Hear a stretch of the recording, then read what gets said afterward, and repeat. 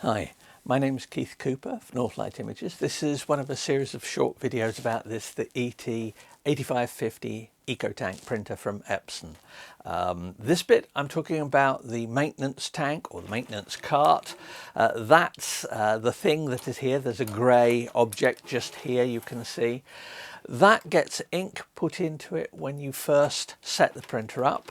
That's the shipping fluid and all things. It's not just ink that goes into it, but ink that goes through the system for cleaning and stuff that ends up here in this little thing. Now you can check the level of it by looking at the maintenance menu here. Go through the menu options, go to maintenance. If you go down the list, you'll find down to the bottom remaining capacity of maintenance box. Now if you click on that, it tells you about, reminds you to check the inks. I did something the other day about keeping your inks topped up and about the levels, but if you just click proceed on that, it will show you remaining capacity of the maintenance box, and given this is a fairly new printer, it's probably about 85–90% available. Now it only really goes down much when you first set up the printer. It will gradually go down over time. This is not something that I would suggest you really need to worry about when you buy a new printer. You will get lots of advance warning, and these you can get these quite easily from Epson. They're not that expensive, and yeah, they're easy to change. How to change them? There's a grey device here, that's the actual thing. There's a little panel just next to it that you just pull back and lift up, then take the maintenance cart itself and just slide it towards you. It unplugs.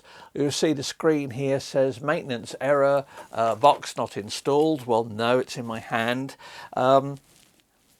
And that is it. It's some pads. There is a little bit where the ink goes into it, and there is a chip on the side of it that actually keeps track of how much ink the printer thinks there is in it.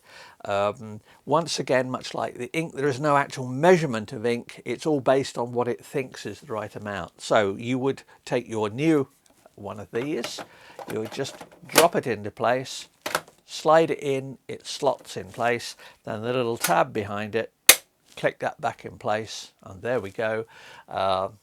It says still not installed. It hasn't picked it up. I just go next. Install the maintenance box correctly. Yes, I've done that. There we go. Processing. It'll do the things that printers do. And there we go. And I can check again, and there it is as the maintenance box, the same level it was before I did it. That's all there is to it. You shouldn't need to do this at all often.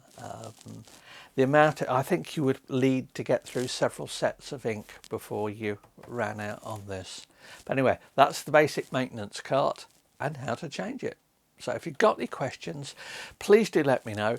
I've got a written review with lots of detail about this printer, which I'm updating since we've now got one here for our own office, and I'm doing a few more. I've got lots of ICC profiles I created for the original review. They're available on request. I only ever ask a coffee donation for them if you find them useful.